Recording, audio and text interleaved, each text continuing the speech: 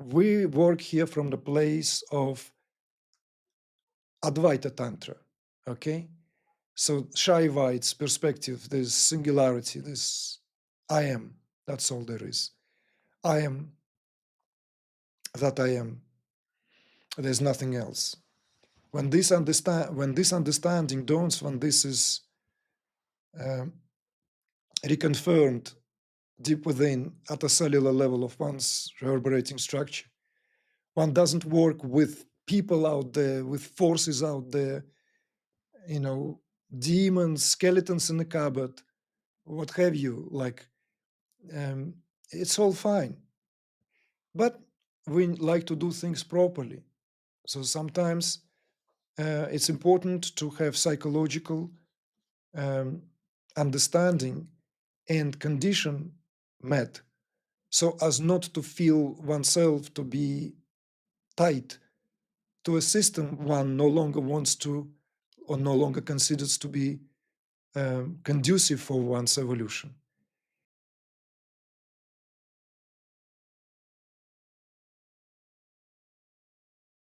Archetypes and the occult. As quite a bit of background, I'll try to read fast and maybe skip some stuff here. It comes from Feria.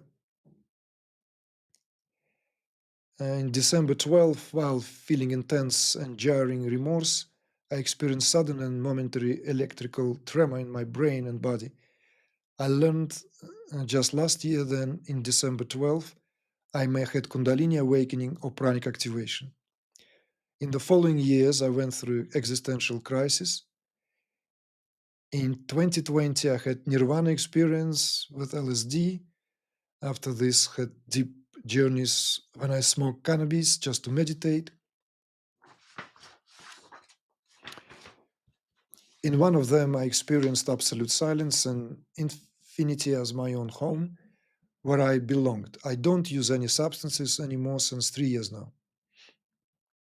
Since these peaceful experiences, I had many painful subconscious confrontations and experiences. In 2021, I met an occult teacher on social media, providing education in the roots and branches of the tree of life. The consciousness types he worked with are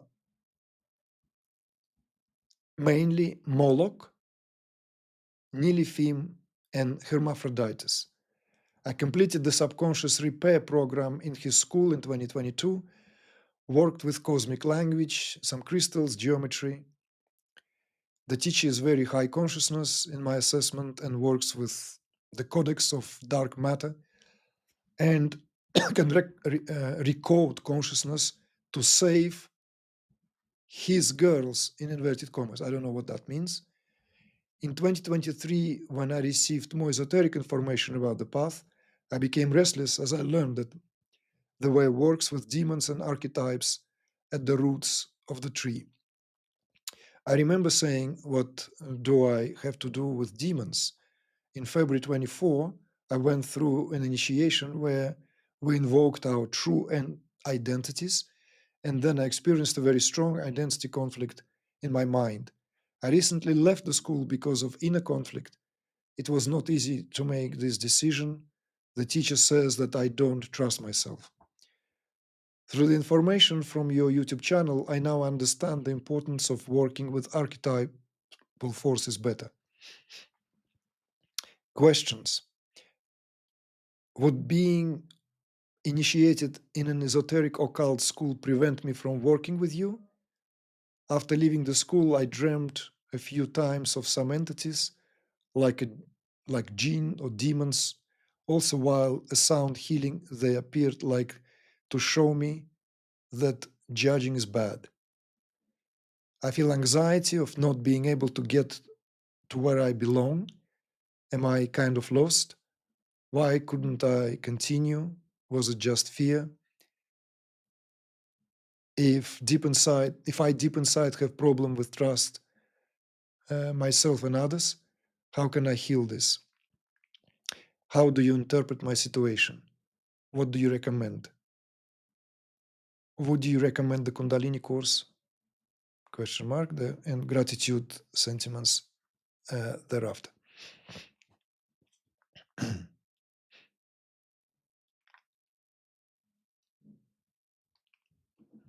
Okay, so Moloch, Nephilim, Hermaphroditus, colorful company, right? Very, very multicultural. I don't know who the teacher is, and it's not up to me to assess this. Your question here very clearly comes from a place where you're asking that being initiated into esoteric occult school, does this prevent me from working with you? Well, in principle, no, it doesn't. Like, why would it? Doesn't matter. Like, quite frankly, I said it sometimes, of course, tongue in cheek, a bit like flamboyantly, even if Lucifer himself will come and ask, can I work with you? Why not? Like, you want to work? Let's work. Certainly Hermaphroditus is welcome, Nephilim, Moloch, anyone who consider themselves being archetypes, come from different cultures. We work here from the place of Advaita Tantra, okay? So Shaivites perspective, there's singularity, there's I am, that's all there is. I am that I am. There's nothing else. When this understanding dawns, when this is reconfirmed deep within at a cellular level of one's reverberating structure, one doesn't work with people out there, with forces out there, demons, skeletons in the cupboard, what have you. Like, it's all fine. But we like to do things properly. So sometimes it's important to have psychological understanding and condition met so as not to feel oneself to be tied to a system one no longer wants to or no longer considers to be conducive for one's evolution. So there are certain, let's say, and it also comes not just, some people come, I've been with this teacher, with this system of work, and then I feel gravitation to this. Can it be done? There has to be clarity. Is your involvement in this, let's say, occult school resolved? If it's fully resolved, if you don't feel like, it's like you enter a relationship with someone. I will give this life analogy because it's fitting, not to take it literally. You've been in a relationship, and this relationship has been maybe, very rocky, rock and rolly, up and down, very, like full of extremes. For example, I'm just saying, right? And then you're tired from all that wild ride. You want to have just good, loving relationship, and you are not quite over with the object of, let's say, with someone with whom you were, and you want to jump into another relationship. The likelihood of bringing a lot of that into the new relationship is always there, and it's quite large, quite tangibly there. So what do we do? You see? So there have to be resolution. I'm not saying cleaning the slate, because it's not as clinical as that. I have another understanding, which I shared more openly recently, because sometimes it can be misunderstood and some people can even take it wrongly. Let me just say this. We never have relationship with another person. When it comes to the relationship with another person, we never had relationship with another person. I said it as a confession and I said it as an understanding. Let's say in myself, who is largely heterosexual man in terms of my orientations, some experiments when I was younger, this and that. Of course, it was, fleeting, this and that. But I always loved women since I remember myself.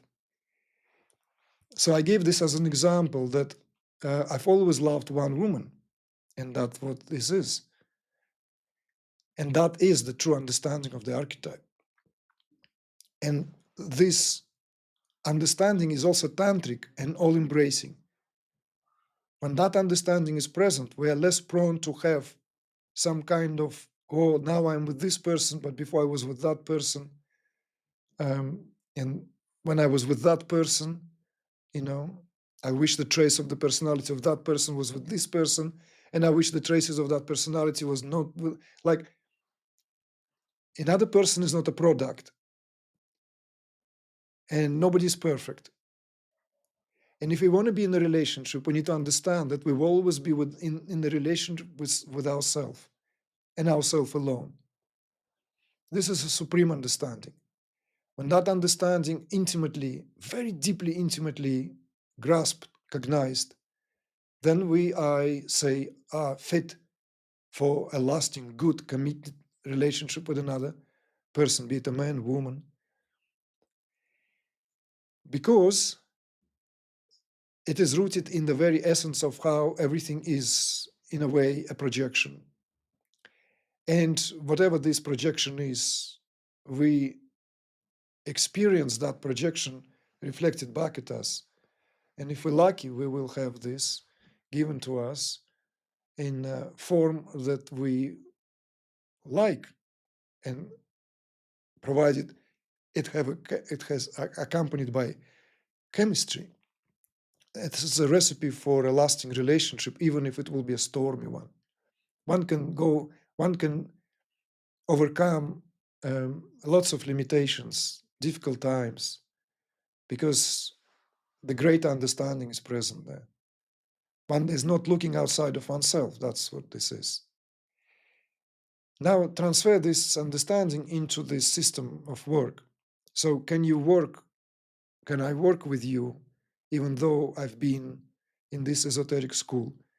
There has to be a clear parting with what you've done so as not to bring that into whatever a new format you bring this. Otherwise, it will confusion will at least prevail for the time being. Or you understand that the teacher is always one. There's not me and this occult teacher or this other teacher. There's only one teacher. It's a supreme principle. Sometimes maybe it's come across as a charlatan. Sometimes it will come across as a joker. Sometimes it will come across as a saint. Sometimes it will come across as a great sage. Sometimes it will come across as neither, but just an average Joe, but just really good at it. But the principle is at work, and that will do the job. If you have that understanding, you have nothing to worry. So at a practical level, you need to make sure you have all resolved, no outstandings, no bills unpaid, financial, emotional, psychological entanglements with your previous person, right? Then you are definitely, nothing can stop you or prevent you from working with me or anyone else for that matter. Okay, so this is out of the way. Whatever you dream of, like demons, genes, don't worry about that. What's wrong with that? It's all normal. All uh, this is the strata of creation. So at some point, we need to really mature psychologically to understand nothing exists out there. We are that, what carries it all. Our psyche contains it all. And that's what makes this a mature perspective. Because it contains it all, it's best to rise above it all anyway, even if it's a notch. Just a little bit. Just a notch. Okay? Now that'll suffice. It's always there. We can always be dragged in, dragged down into the mire, into the, muck. Yeah, that's the way it is. Do we want to? Well, someone wants to experience that, but No, that's why we don't work with any of the occult and this kind of like different types of um, archetypal forces. In fact, we do not even assign this so-called culturally slash historically semi-biblical, semi-mythical figures with the understanding of a proper archetypes. Tantra deals with the archetypes which are known and spoken by my dear teacher as impulses of creative intelligence. These are Shaktis, okay? They're not so and so. They are the foundational forces behind every experience we have, every hue, every mode, psychological mode, everything. These archetypal forces are foundational grounds, which gives then the ground to our psyche.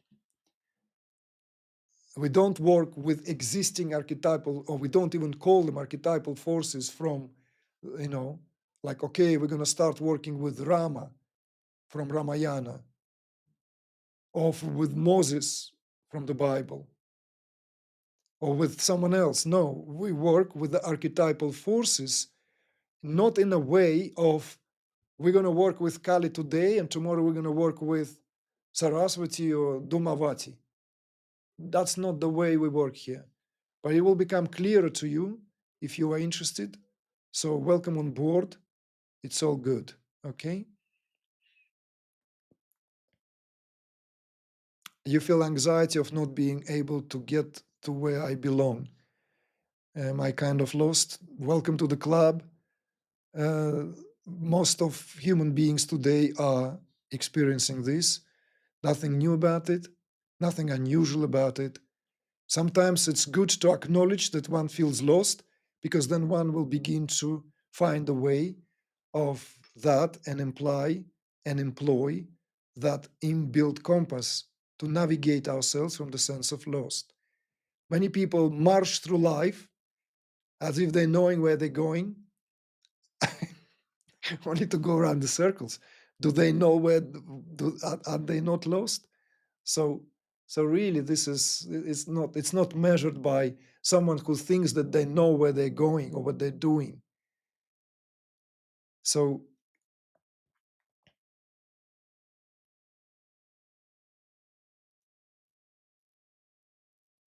would I recommend the Kundalini course? Yes, I will always recommend the Kundalini course, but I would suggest you to join us at the programs, live events, and I would definitely recommend you to do the flow course, maybe even before the Kundalini course, because it will equip you with this very, very well-defined, accessible methodology.